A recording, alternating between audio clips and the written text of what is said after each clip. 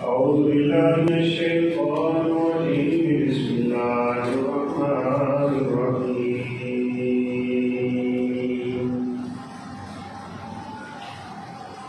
قد أفلح من تزكى وذكر اسم ربه فصلى بل تؤثرون الحياة الدنيا والآخرة خير وأبقى وقال النبي صلى الله عليه وسلم فيما يرويه عن ربه عز وجل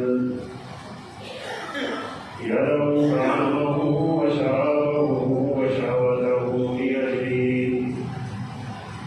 رب اشرح لي صدري ويسر لي امري واحلل عقدة من لساني يفقهوا قولي رب زدني علما سبحانك لا علم لنا إلا ما علمتنا إنك أنت العليم الحكيم.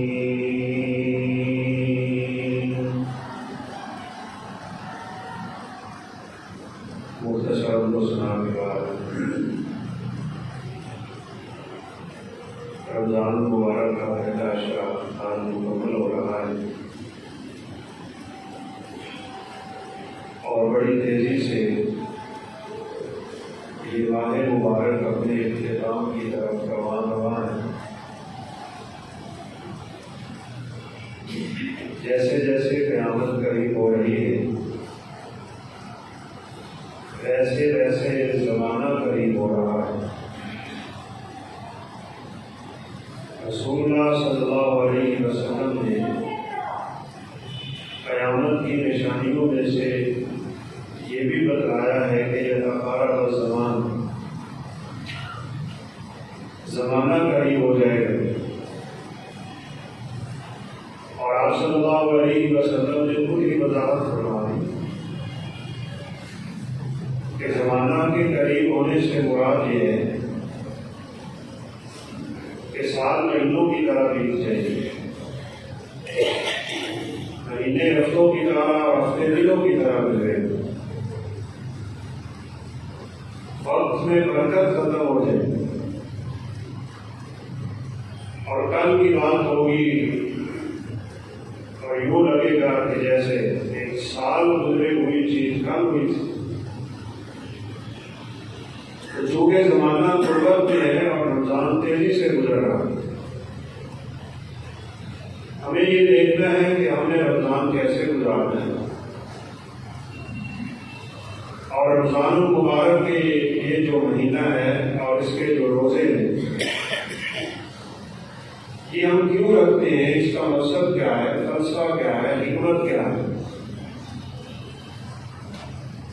ویسے تو دین اسلام کا کوئی ایسا حکم یا عمل نہیں ہے جو کسی نہ کسی مصلحت اور حکمت پہ کام نہ ہو. بعض حکمتوں کا ہمیں پتہ چل جاتا ہے اور بعض حکمتوں سے ہم غافل رہتے ہیں، علم نہیں ہوتا.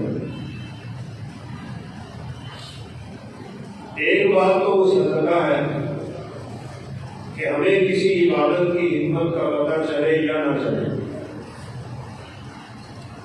جس چیز سے شریعت نے روکا ہے اس سے ہم نے رکنا ہے اور جس چیز کا شریعت نے حکم دیا ہے وہ ہم نے کرنا ہے.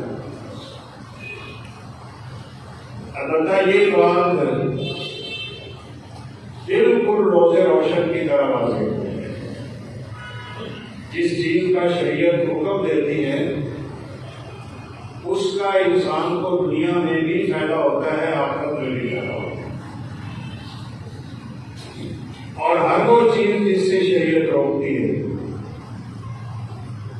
اس کا انسان کے لیے نقصان اور وبال دنیا میں بھی ہوتا ہے اور آخرت میں بھی ہوتا ہے. آپ ایک بنیادی سی بات یاد رکھیں، اللہ رب العالمین نے ہمیں جو شریعت دی ہے، جو دین دیا ہے، اس کے مقاصد میں سے 5 بڑی چیزیں. ان کو مقاصد شریعت کہتے ہیں۔ عقل کی حفاظت کرنا، دین کی حفاظت کرنا، مال کی حفاظت کرنا، اپنی جان کی حفاظت کرنا اور عزت کی حفاظت کرنا۔ اسلام کا دائرہ کار ان 5 چیزوں کے اندر گھومتا ہے۔ جن چیزوں سے شریعت روکتی ہے ان 5 میں سے کسی نہ کسی کا نقصان ہوتا ہے، اور جن چیزوں کے کرنے کا شریعت حکم دیتی ہے ان 5 میں سے کسی نہ کسی کا فائدہ ہوتا ہے۔ یہ باتیں آپ جانتے بھی ہیں، سنتے بھی رہتے ہیں کہ بھوکا پیاسا رہنا روزے کا مقصد نہیں ہے، اور نہ ہی اللہ حکم العالمین دین کو کسی کے بھوکا پیاسا رہنے کی قطعاً کوئی ضرورت ہے، بلکہ اس کا ایک مقصد ہے۔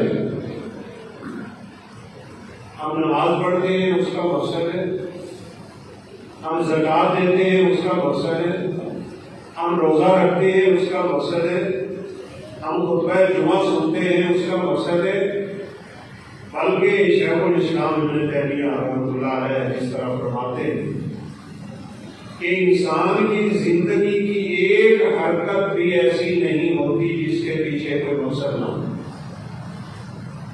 ہر چیز مقصد سے قائم ہے۔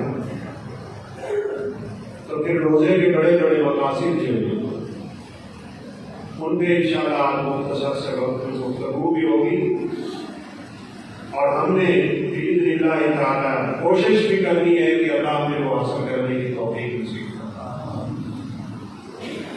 سابقہ امتوں کے لیے بھی روزہ تھا،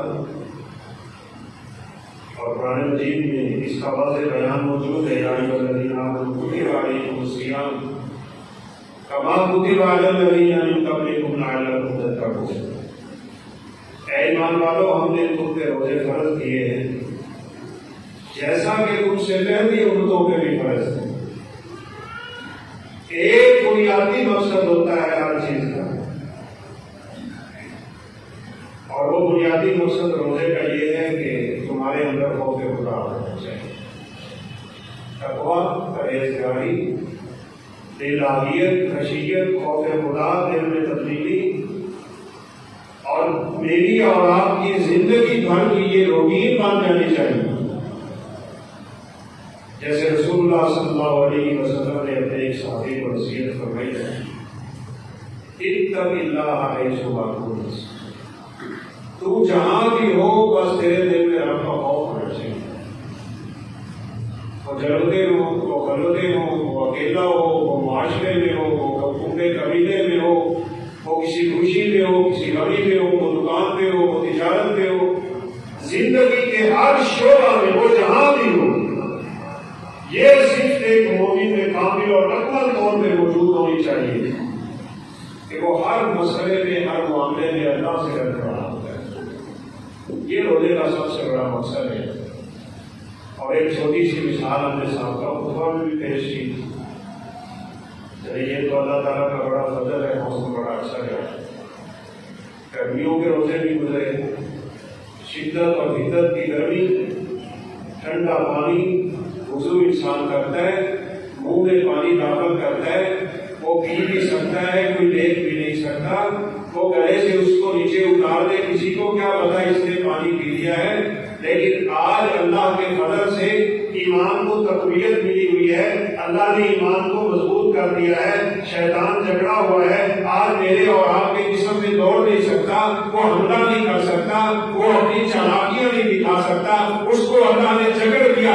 آج اللہ نے نفسوں کے اندر، ہمارے دلوں کے اندر، ہمارے بدنوں کے اندر یہ چیز پیدا کر دی گئی ہے کہ انسان ہر ایک یہ جان رہا ہے کہ جب کوئی نہیں دیکھتا تو اللہ تو دیکھتا ہے۔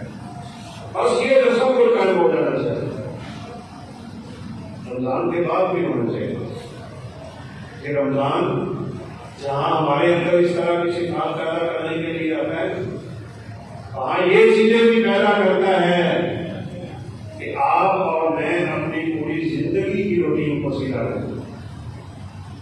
نہ تو ہمیں رمضانی مسلمان ہونا چاہیے اور نہ ہی ہمیں کوئی موسمی بٹیروں کی طرح ہونا چاہیے کہ آج فلاں دن ہے تو اس کے رسول کا نعرہ لگ جائے, آج فلاں دن ہے تو دیر ہو جائے, آج فلاں دن ہے تو ایسا نہیں. مومن کے 24 گھنٹے, سال کے 12 مہینے اور پورے دن کے اعمال اللہ حاکم الحاکمین کی نظر میں ہوتے ہیں. وہ ہر وقت جو کچھ بھی کرتا ہے اپنے اللہ حاکم الحاکمین کی اجازت سے کرتے ہیں. یہی تو ایک فرق ہے مسلمان اور غیر مسلم کے درمیان. وہ اپنی منچاہی پہ چلتے ہیں, وہ منمانیاں کرتے ہیں, وہ اپنی خواہش پرستی میں لگے ہوتے ہیں. اور ایک مومن انسان کو ہوتا ہے جو قدم اٹھانے سے پہلے سوچ لیتا ہے کہ میری شریعت کی اجازت دیتی ہے. یہ سب سے بڑا فرق ہے. اور آپ اس بات سے واقف بھی ہیں, دیکھتے بھی ہیں, غیر مسلم کا سب سے بڑا عدد دولت کہاں ہے. اس کے ہاں رب کا تصور نہیں ہے, اس کے ہاں دین کا تصور نہیں ہے, اس کے ہاں اسلام کا تصور نہیں ہے. وہ اپنے اس ہدف کو حاصل کرنے کے لیے اپنی والدہ کو بھیجنے کے لیے تیار ہے. جو بھی اس کے رستے میں رکاوٹ آتی ہے وہ اس کو فوراً ہٹا کے اپنا یہ ہدف پورا کرتا ہے. لیکن ایک بندہ مومن کا ہدف اس دنیا میں ایک ہے اور وہ اپنے رب کو راضی کرتا ہے. اس کے لیے آپ کے سامنے رکاوٹیں, آپ ان رکاوٹوں کو ہٹائیں. اسی قدروں میں لگے رہے, اسی کوشش میں لگے رہے کہ میں نے اس دنیا میں اپنے رب کو راضی کیسے کروں. آپ کو صحیح بخاری کا وہ واقعہ یاد ہوگا. رسول اللہ صلی اللہ علیہ وسلم نے فرمایا آدمی گائے پہ جا رہا ہے اور چلتے چلتے گائے کے اوپر سوار ہو گیا. جب وہ چلی نہیں اس نے اس کو تھوڑا مارا تو گائے کہنے لگی نہ ہم لوگ نہ دے. ہم اس مقصد کے لیے پیدا نہیں, انما خلقنا للحرث, ہمیں تو اللہ نے کھیتی باڑی کے لیے پیدا کیا ہے. یہ جو تو میرے اوپر وزن لاد کے سواری کا نام لینا چاہتا ہے, اس مقصد کے لیے اللہ نے مجھے پیدا نہیں کیا. اور یہ اللہ کی قسم میرے اور آپ کے لیے بڑا ممنوع فکریہ ہے. جانور ہو کے اپنی زندگی کا مقصد جانتا ہے, اس کو پتا ہے مجھے رب نے دنیا میں کیوں بھیجا ہے. میں صرف ان مخلوقات ہو کے کبھی سوچتا نہیں ہوں مجھے دنیا میں اللہ نے بھیجا کیوں تھا. کھانا پینا, سو جانا, پیٹ کی فکر, اولاد کی فکر, یہ تو بڑی عبادت کی بات ہے بھائی. جانوروں کا کام ہے. وہ کاروبار بھی نہیں کرتے, اللہ انہیں رزق دیتا ہے. وہ کچھ بھی نہیں کرتے, اللہ انہیں یہ چیزیں دے دیتا ہے. میرے اور آپ کے یہاں آنے کا مقصد تو یہ تھا کہ ہم نے اپنے رب کو راضی کرنا ہے. ہمارے دل میں اپنے رب کی محبت ہونی چاہیے, ایمان کی محبت ہونی چاہیے, اسلام کی محبت ہونی چاہیے, قرآن کی محبت ہونی چاہیے, ذکر و اذکار کی محبت ہونی چاہیے, نیک اعمال سے ہمارا شغف ہونا چاہیے. اور ہم اسی کے چلتے چلتے اپنی زندگی گزار دیں. یہ تو رمضان مبارک کا سب سے بڑا ہدف. اپنے دلوں میں تقویٰ پیدا کریں, خوف خدا پیدا کریں, اللہ سے اتنے ڈرنے والے بن جائیں. رسول اللہ صلی اللہ علیہ وسلم کو بڑی بھوک لگی تھی, بڑی شدت کی بھوک تھی, اور آپ کو اپنے ہی بستر سے ایک کھجور ملی. سیدنا انس رضی اللہ تعالیٰ عنہ اس روایت کے راوی وہ فرماتے ہیں کہ آپ نے یہ کھجور اٹھائی, فقلبها بین یدیہ, آپ کا دل کرتا ہے میں اس کھجور کو کھا لوں, بھوک سے نبھال. اپنے ہی بستر سے ملی ہوئی کھجور, اور بعض درختوں کی کھجوریں بڑا عمدہ ہوتی ہیں. انس فرماتے ہیں کھجور بڑی عمدہ تھی. آپ صلی اللہ علیہ وسلم نے اس کو اپنی انگلیوں کے درمیان یوں کر کے پھیرا, کبھی ادھر سے کبھی ادھر سے. آپ کا دل کرتا ہے میں اس کو کھا لوں. آپ کو چاہت بھی ہے, خواہش بھی ہے, آپ کو طلب بھی ہے, بھوک بھی شدت بھی لگی ہوئی ہے. لیکن سیدنا انس رضی اللہ تعالیٰ عنہ فرماتے ہیں کہ رسول اللہ صلی اللہ علیہ وسلم نے وہ کھجور آرام سے واپس رکھ دی, اور آپ نے فرمایا میں اس لیے نہیں کھانا چاہتا کہ یہ ایسا نہ ہو کہ صدقے کی کھجور ہو اور صدقہ اللہ نے آگے رسول کے آرام کیا ہو. اتنا تقویٰ, اتنی پرہیزگاری, بالخصوص رزق کمانے میں، بالخصوص اپنی کمائی کو صرف کرنے میں، ایسا جو آپ کماتے ہیں اس کو خرچ کرنے میں، یہاں پہ عیسائی کا ہے، یہ بات یاد رکھیے گا۔ اس پیسے میں، اس لالچ میں، اس دنیا کی چاہت میں، اس کے جاؤ جلال میں اور اوپر جانے کی تمنا اور خواہش میں اللہ کی قسم انسانوں کی زندگی کو برباد ہے۔ اللہ کو کرنا حتیٰ زرتم المقابر، یہ مال کی کثرت نے تمہیں ہر چیز سے غافل کیا ہوا ہے۔ یہ دنیا کی محبت انسان کو داغا دیتی ہے، اگر اس سے انسان اپنا پیچھا چھڑا لیتا ہے تقویٰ اس کا نام ہے۔ اللہ ہم سب کو نصیب فرمائے۔ علی رضی اللہ تعالیٰ عنہ تقوی کی تعریف میں کہا کرتے تھے، اس رب کا خوف دل میں ہو اور انسان اس خوف کو سامنے رکھ کے زندگی گزار رہا، جیسے عمر فاروق رضی اللہ تعالیٰ عنہ کی بڑی مشہور بات ہے، ان سے کسی نے پوچھا تھا تقویٰ کسے کہتے ہیں، تو کہا کبھی خاردار جھاڑیوں کے پاس سے تیرا گزر ہے، جہاں کانٹے ہی کانٹے ہو، ایک رستہ ہو چلنے کا اور اس کے دونوں جانب کانٹے ہی کانٹے ہو، کبھی ایسی جگہ سے گزرے ہو؟ کہا ہاں ایسی جگہ سے گزر تو ہوا ہے، اور میں کیسے گزرتے ہیں؟ اپنے کپڑے سمیٹ لیتا ہوں، اپنے آپ کو بچاتا ہوں، کوئی ادھر سے کانٹا نہ لگے، کوئی ادھر سے جھاڑی نہ لگے، یوں کر کے اس رستے کو کراس کرتا ہوں۔ عمر فاروق رضی اللہ عنہ فرمانے لگے یہی تقویٰ ہے، پوری زندگی اپنے آپ کو گناہوں سے یوں سمیٹ کے نکل کہ تیرے دائیں بائیں جتنے مرضی موقع ہو تو نے اپنے آپ کو ان سے بچا کے نکل جانا ہے، اسی کا نام تقویٰ۔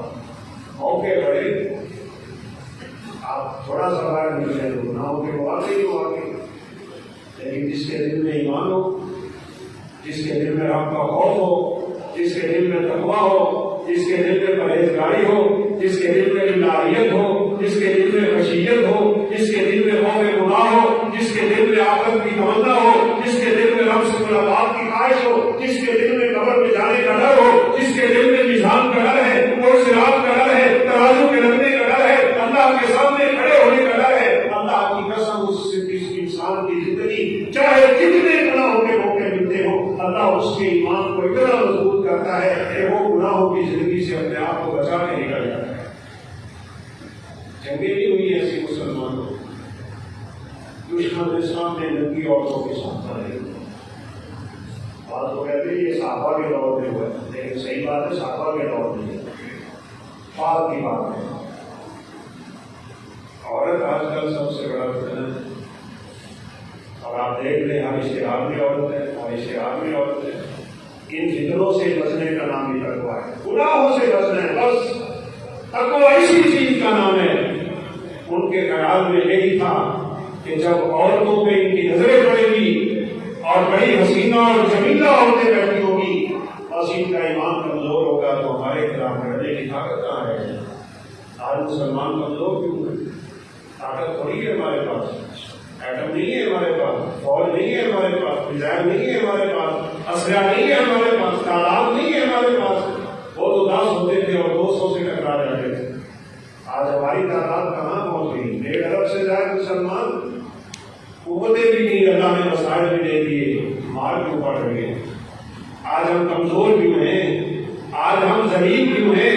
آج دشمن ہمارے اوپر چڑھا ہوا کیوں ہے؟ رب کعبہ کی قسم اٹھا کے کہتا ہوں اس کی سب سے بڑی وجہ یہ ہے کہ ہم نے اللہ کی توحید کو چھوڑ دیا، اللہ کے دین کو چھوڑ دیا۔ سب سے بڑی مار پڑتی ہے مشرک انسان پہ جو اللہ کے ساتھ شرک کرتا ہے اور شرک پوری کرتا ہے، جس کے دل میں رب کا خوف نہیں ہوتا۔ تو سب سے بڑا مقصد ہے روزے کا، دوسرا بڑا مقصد ہے اپنے آپ کو خواہشات سے بچانا۔ اللہ اکبر۔ حدیث آپ نے پچھلے جمعے بھی سنی ہے کہ انسان کے ہر عمل کا اجر 10 گنا سے شروع ہو کے 700 گنا تک جاتا ہے، اور اس میں خلوص ہو تو بات 700 گنا سے بھی بڑھ جاتی ہے، سوائے روزے کے۔ میں نے حدیث مبارکہ خطبے میں جس کی طرف اشارہ کیا، حدیث قدسی، رسول اللہ صلی اللہ علیہ وسلم نے فرمایا، اللہ اکرم العالمین کہتے ہیں میرے بندے نے میری وجہ سے کھانا چھوڑا ہے، پینا چھوڑا ہے، اور اس نے میری وجہ سے اپنی جائز خواہش بھی چھوڑ دی۔ بری خواہش تو بڑے دور کی بات ہے، بری تمنائیں تو بڑی دور کی بات ہے، یہ جائز خواہشوں سے ہٹ گیا میرے اشارے پہ، چونکہ میری وجہ سے اس نے اپنی خواہشوں کو قربان کر دیا ہے۔ اے میرے فرشتوں، تم اس کا اجر نہ لکھنا، قیامت کے دن میں اس بندے کو اپنی طاقت کے مطابق اور اپنی رحمت کے مطابق اجر نصیب کروں۔ اور اس صائم فرحتان، روزے دار کو دو خوشیاں بڑی ہوگی۔ ایک تو رسول اللہ صلی اللہ علیہ وسلم نے فرمایا فرحت عند الافطار، روزہ افطار ہو رہا ہوتا ہے، روزہ اپنی تکمیل کو پہنچ رہا ہوتا ہے۔ اللہ کے نیک بندوں کی یہ صفت ہے، جب وہ نیکیاں پوری کرتے ہیں ان کے دل میں خوشی ہوتی ہے کہ اللہ نے توفیق دی اور ہم نے اس کی توفیق سے نیکی پوری کر دی۔ ایک تو خوشی روزہ افطار کرنے کی ہوتی ہے، بھوک ختم ہو رہی ہے، پیاس ختم ہو رہی ہے، ایک روزہ پورا ہو رہا ہے، اللہ کی طرف سے اجر پورا ہو رہا ہے، اس لیے ہم دعا بھی کرتے ہیں انشاءاللہ کہ ہماری رگیں بھی تر ہوگی، ہماری بھوک بھی ختم ہوگی اور انشاءاللہ ہمارا اجر بھی پورا ہو گیا۔ دنیا میں یہ خوشی اسے مسلمہ ہوتی ہے۔ نبی کائنات علیہ السلام والسلام نے فرمایا دوسری خوشی اس کو تب ہوگی جب اللہ روزے دار کو اپنا دیدار نصیب کرے، خاص دیدار ہوگا۔ اور ہم جانتے ہیں روزے داروں کا ایک اپنا دروازہ ہے جس کو باب الریان کہا جاتا ہے۔ یہ کیوں ہے؟ اللہ کے لیے بھوکا رہا، اللہ کے لیے پیاسا رہا، اللہ کے لیے اپنی شانتیں چھوڑتا ہے۔ جو بندہ بھی اپنی خواہش کو اپنے رب کے لیے قربان کرنا چاہتا ہے، رب کعبہ کی قسم ہے وہ اللہ آدم اللہ کے دین سے اس کی راہ لینے کے طریقے بھی جانتا ہے۔ ایک خواہش ہی تو ہے جو انسان کو اندھا کر کے رکھ دیتی ہے۔ نہیں دیکھتا رشتے دار ہے، نہیں دیکھتا دین کا مسئلہ ہے، نہیں دیکھتا مسجد ہے، نہیں دیکھتا ممبر ہے، نہیں دیکھتا محراب ہے، نہیں دیکھتا میں کہاں ہوں، وجہ کیا ہے؟ اس کا دل خواہشات سے بھرا ہوا ہوتا ہے۔ اور جیسے قرآن کہتا ہے کہ بعض لوگ اتنے خواہش پرست ہوتے ہیں کہ انہوں نے اپنی ہی خواہشوں کو اپنا معبود بنایا ہوا ہوتا ہے۔ جیسے اللہ کو سجدے کیے جاتے ہیں ویسے ہوتا ہے۔ میں آج ایک مضمون پڑھ رہا تھا کہ روزہ ہم کیوں رکھتے ہیں، سازہ انٹرنیٹ کا دور ہے، تو کسی ایک عورت کا مضمون پڑھنے کو ملا اور اس نے ایسے عجیب انداز میں بکواسات کیے ہوئے تھے روزے کے متعلق۔ حالانکہ یہ عبادت کیسی عظیم عبادت ہے، کہا روزہ رکھ لیتے کہ دفتروں میں ڈیوٹیاں پوری نہیں کرتے، روزہ رکھ لیتے، بھوک کی وجہ سے چڑچڑا پانا آ جاتا ہے مسلمانوں میں، پھر ایک دوسرے کو گالیاں بکتے، ایک دوسرے کو دھکے دیتے، ایک دوسرے کی قدر نہیں کرتے۔ وہ کیا جانتی ہے کہ مسلمان روزے میں، بلکہ مسلمان روزہ سمجھتا ہی اس کو ہے، جیسے رسول اللہ صلی اللہ علیہ وسلم نے فرمایا تھا روزہ بھوکا پیاسا رہنے کا نام نہیں ہے، روزہ اس بات کا نام ہے کہ انسان کے پورے بدن کو وہ اپنے آپ کو بچا لیتا ہے کہ اگر آپ کی کوئی نافرمانی نہیں کرتی۔ ایسے بندے کو تو روزے کا نہیں ملتا جس نے جھوٹی بات نہیں چھوڑنی، جس نے گناہ نہیں چھوڑنا، جس نے اپنی شہوت کو نہیں چھوڑنا، اس کو کیا ثواب ملے گا؟ اس کو کوئی ثواب نہیں ملتا۔ فَأَمَّا مَنْ خَافَ مَقَامَ رَبِّهِ وَنَهَى النَّفْسَ عَنِ الْهَوَىٰ، اس کی تو تزکیہ نفس کہتے ہیں، اور اللہ کی قسم یہ بڑا مشکل کام ہے، بہت مشکل کام ہے۔ دشمن سے لڑنا آسان ہے، اپنے آپ سے لڑنا بہت مشکل ہے۔ انسان رب کے لیے اپنی خواہشیں قربان کرنے کا ڈھنگ سیکھے، رب کے لیے اپنی خواہشوں کو قربان کرنے کا انداز سیکھے۔ ایک طرف شیطان ہے، دوسری طرف رحمان ہے۔ چھوٹی سی مثال دیا کرتے ہیں، فجر کی اذان ہو گئی ہوتی ہے، یہ نوجوان رات کو 2 بجے صبح فیس بک دیکھتے ہیں، اور جتنا زیادہ انسان کو کسی چیز کے ساتھ انس ہوتا ہے نا، اتنی زیادہ اس میں محنت بھی کرتا ہے، وقت بھی برباد کرتا ہے۔ نیکی میں لگ جائے تو اللہ کی قسم نیک بندوں کو اپنا وقت گزارتے ہوئے اللہ کی عبادت میں اتنا مزہ آتا ہے، اتنی لذت آتی ہے، رات بیت جاتی ہے انہیں پتہ نہیں چلتا۔ جیسے آج کل نوجوانوں کو موبائل پہ بیٹھے ہوئے راتیں بیت جاتی ہیں، پتہ نہیں چلتا۔ اسی طرح میرے پاس ایک سعودی عرب کے بچے کی تصویر ہے، ہم نے بڑی اس کی ویڈیو دیکھی ہے۔ اللہ تعالیٰ نے اسے چھوٹی سی عمر میں اس وقت اتنی رحمت اور نعمت سے نوازا ہے، آپ سن کے حیران ہوں گے، بلکہ شاید ہم جیسے لوگ تو یقین بھی نہیں کر سکتے۔ پچھلے رمضان المبارک میں وہ ایک قرآن مجید دن کو ختم کرتا تھا، ایک قرآن مجید رات کو ختم کرتا تھا۔ 60 قرآن مجید زبانی وہ تلاوت کرتا ہے رمضان المبارک میں، اور ساتھ ہی بتا رہے تھے کہ اس دفعہ بھی اس کی روٹین یہی چل رہی ہے۔ روزے کا ایک مقصد یہ بھی ہے میرا قرآن کے ساتھ تعلق مضبوط ہو جائے، میں رب کی کلام سے اپنا تعلق جوڑ دوں، اتنا قرآن پڑھو کہ دل کی ساری میل کچیل ان آیتوں کے ذریعے، ان صورتوں کے ذریعے، ان پاروں کے ذریعے، قرآن کی تلاوت کے ذریعے، جیسے رسول اللہ صلی اللہ علیہ وسلم نے فرمایا تھا یہ زنگ آلود دلوں کا زنگ اگر اتارنا ہو اور میل کچیل دل سے نکالنی ہو تو اللہ کا ذکر کیا کرو، کثرت سے رب کا قرآن پڑھا کرو، اللہ تمہارے دلوں کو بالکل صاف کر دے۔ امام ابو حنیفہ صاحب قرآن کرتے تھے رمضان المبارک، امام شافعی رحمہ اللہ بھی صاحب قرآن کرتے تھے، اور یہ باتیں پڑھ کے یقین ہی نہیں ہوتا۔ ابھی سعودی عرب کے اسٹوڈنٹ ہیں، وہ فجر کی نماز پڑھ کے بیٹھے ہیں، ابھی میں رپورٹ پڑھ رہا تھا، فجر کی نماز پڑھ کے بیٹھے ہیں،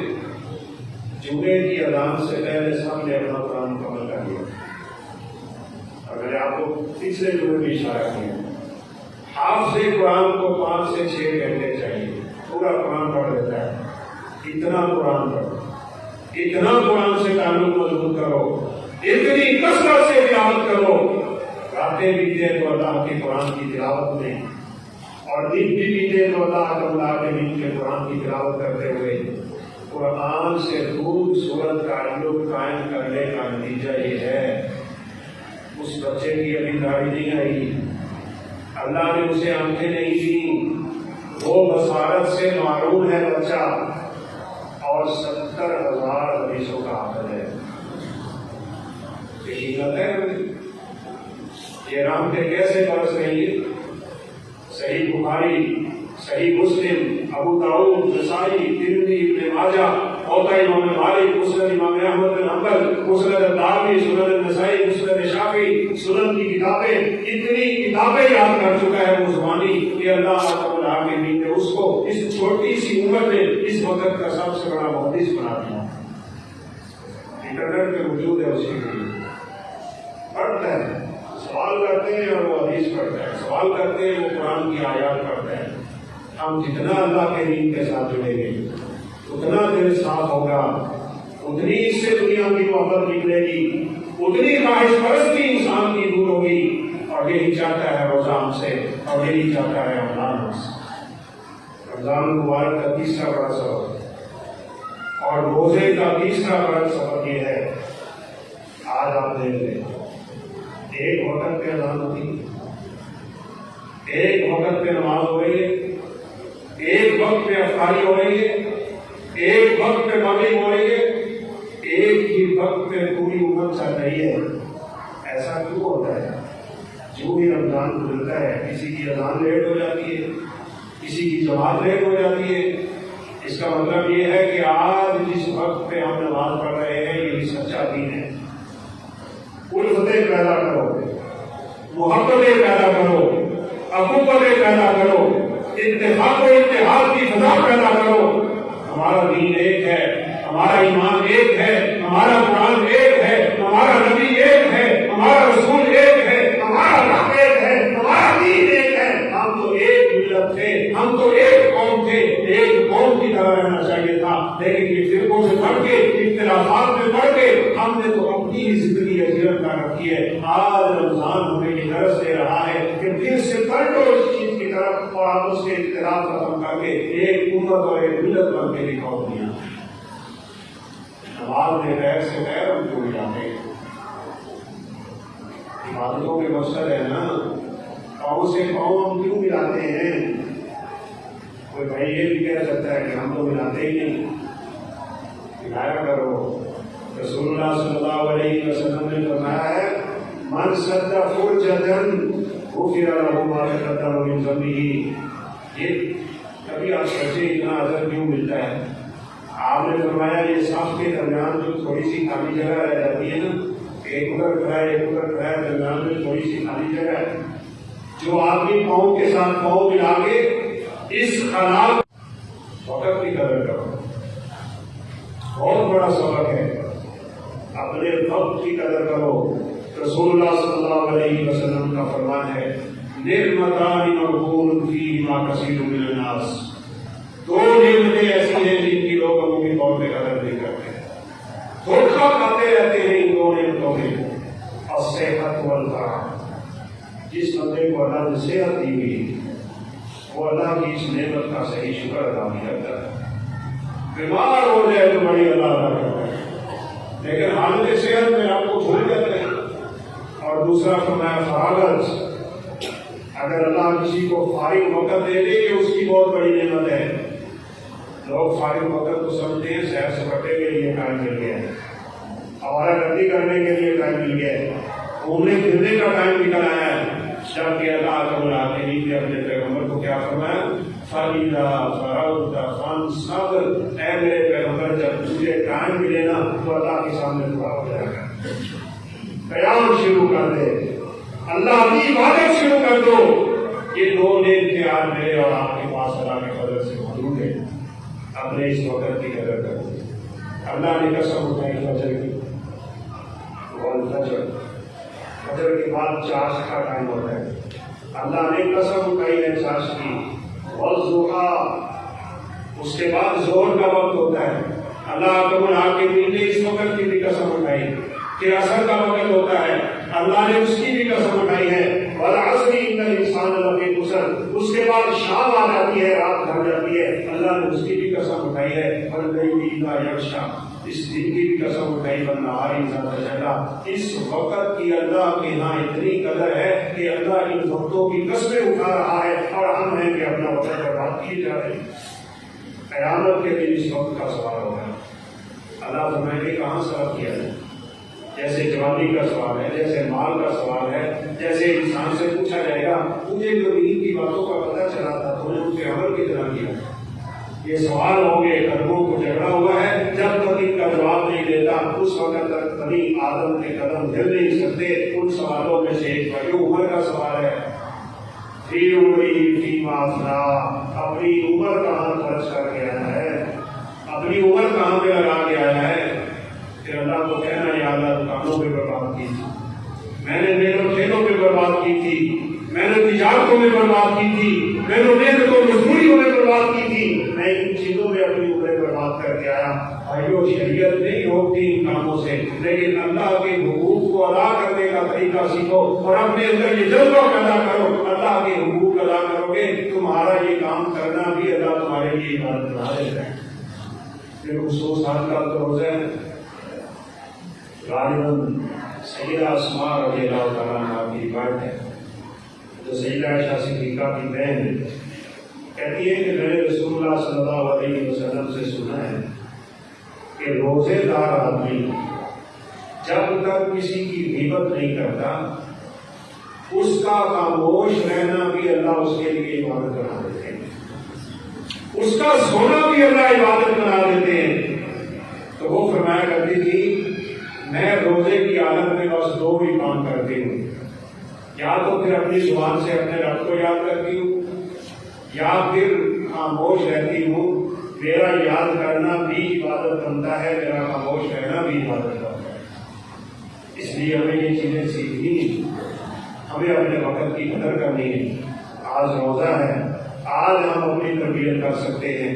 روزہ آتا ہی میری اور آپ کی تربیت کرنے کے لیے ہے. اگر کوئی انسان اپنی تربیت کرنا چاہتا ہو, شیخ صالح حسینی رحمۃ اللہ علیہ نے ایک جگہ پر بڑی پیاری بات لکھی ہے کہ اے سگریٹ پینے والے میرے بھائی, اگر تو آج اپنی تربیت کرنا چاہے اور سگریٹ نوشی سے جان چھڑانا چاہے تو تیرے پاس بڑا موقع ہے. سارا دن جو بندہ سگریٹ نہیں پیتا اور اس کو کچھ بھی نہیں ہوتا, وہ روزہ افطار کرتے ہی کیوں سگریٹ لگا لیتے ہیں, وہ کیوں تمباکو نوشی کی عادت اور نام میں پڑ جاتا ہے. اس کا مطلب ہے وہ روزے کے مقصد کو نہیں سمجھ رہا. بلکہ معاف کیجیے ایک جگہ پہ یہ بھی دیکھنے کو ملا ہے, ساتھی بتا رہے تھے کہ یہ فلاں بندہ جو ہے نا یہ روزہ افطار ہی سگریٹ سے کرتا ہے. کیسی عجیب بات ہے. रसूलुल्लाह सल्लल्लाहु अलैहि वसल्लम की सुन्नत है खजूर से, और वो एक हराम चीज से रोजा इफ्तार करता है। ये वही बात है कि भूखा प्यासा रहने के अलावा कुछ नहीं मिला। आज तरबियत कर दो अपनी, जो ऐसी आदत मेरी और आपके अंदर मौजूद है जिसको शरीयत पसंद नहीं करती, उसको कसम से छोड़ने का मौका है। या बागी अलखैर अक़बिल और या बागी शर्र अक़बिल। अल्लाह का फरिश्ता आवाज दे रहा है, ऐ बुराई के तरफ दौड़ और ऐ बुराई को चाहने वाले, अगर तू आज बुराई से नहीं रुकता तो कब रुकेगा? शैतान दौड़ता है मेरे और आपके बदन में, और उसका हमला यूं होता है जैसे खून दौड़ता है, लेकिन आज शैतान को लेकर दिया अल्लाह ताला, ख्वाहिशात को काबू में कर दिया है। भूखा प्यासा रहने से इंसान की शाहवतें टूट जाती हैं, ये याद रखिएगा।